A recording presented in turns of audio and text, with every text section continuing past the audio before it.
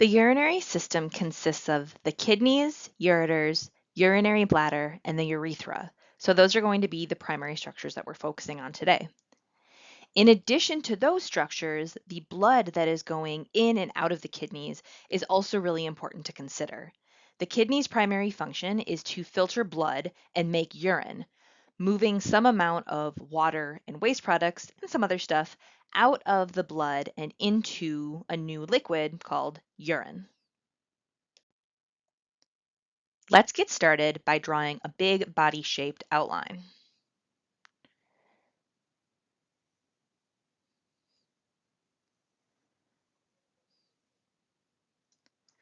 There we go. There's our person. We have our basic body regions. The thorax is going to be up here superior to the diaphragm. Let's add our diaphragm on so we have that for a frame of reference. We're going to be spending our time today in both the abdomen, which is just inferior to the diaphragm, as well as the pelvis, which is just inferior to that. So first, let's draw the kidneys. We'll do these in green. Here's a right kidney. Here is a left kidney. The kidneys are located relatively posteriorly or towards the back within the abdomen.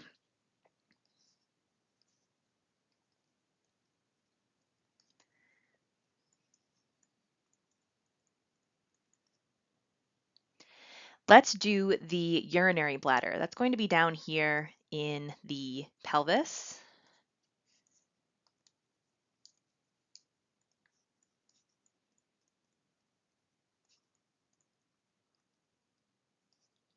And connecting the kidneys to the urinary bladder are going to be these tubes called the ureters. I'm going to do these in purple.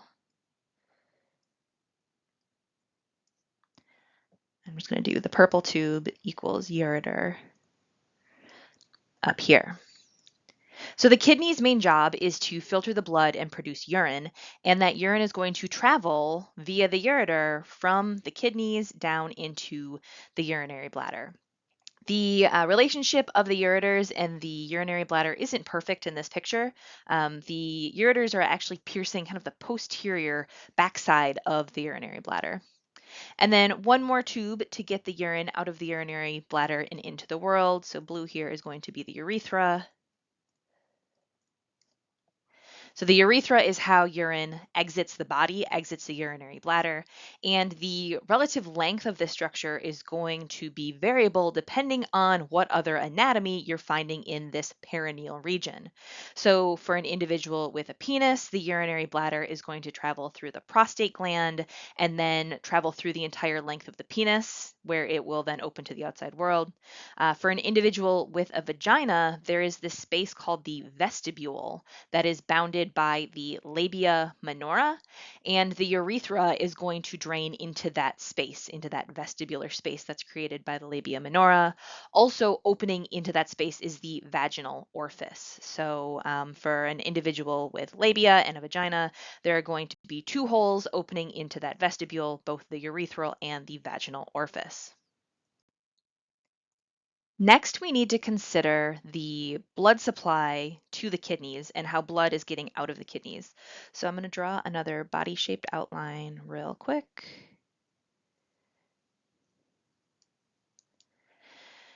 Let's add our diaphragm again so we know what's going on. And now let's add the heart up here in the thorax. So the big artery that comes out of the heart is called the aorta. It comes up, there's some branches off of the arch of the aorta. We don't really care about those today. And then it travels through the thorax and down into the abdomen. As it gets lower, it'll eventually split in half like this. Those are our common iliac arteries, but again, those don't really matter today. The other vessel, so blood is coming this direction in the abdominal aorta, and the aorta contains high oxygen blood. There's another vessel in the abdomen called the inferior vena cava, and it is taking blood in the opposite direction up to the heart. So blood is going this way This is the inferior vena cava, or the IVC.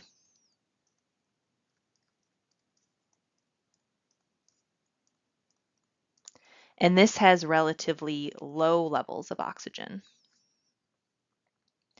All right, let's bring the kidneys back. There's a kidney and there's a kidney. Those are a little bit low, but we're thinking about ideas, not really their absolute locations here. So blood is traveling from the abdominal aorta out to the kidneys in renal arteries. So this is blood going into the kidneys. This contains relatively high concentrations of oxygen. This blood is also going to have a relatively high concentration of waste products. So things that the kidneys are going to be filtering out of the blood, things like urea and creatinine, these are coming into the kidneys via these renal arteries.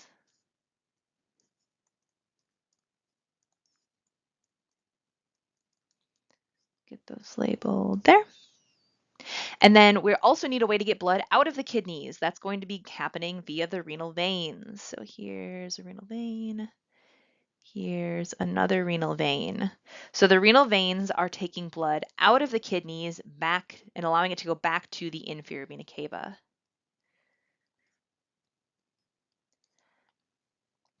The renal veins and then the inferior vena cava are going to have a decreased concentration of oxygen because some of that oxygen has been exchanged and dropped off at the kidneys, but the concentration of those waste products like urea and creatinine are going to be lower because that was filtered out of the blood.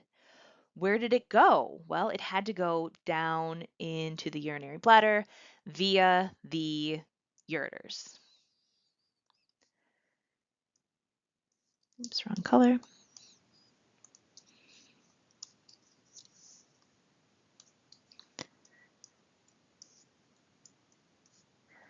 We're going to zoom in on this in just a second, but big picture here, blood goes into the kidneys via the renal arteries, blood comes out of the kidneys via the renal veins, and the waste products that had entered the kidneys in the blood are leaving now as part of the urine, and they are headed into the urinary bladder.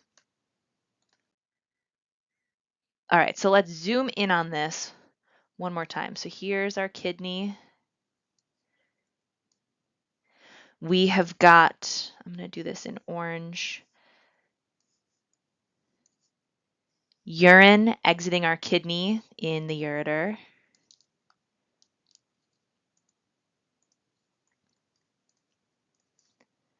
Ureter. So there's P in here. We've got blood entering the kidney via the renal artery. So high oxygen, relatively high in waste products. We have blood exiting the kidney via the renal vein. This blood is going to be lower in oxygen because some of that oxygen stayed here inside the kidney. Also lower in waste products because those waste products have been moved into the urine and they are exiting via the ureter. So that's the big picture of the urinary system. We had the kidneys, the ureters, the urinary bladder, and the urethra, and then we also focused on the larger blood vessels that are taking blood in and out of the kidney.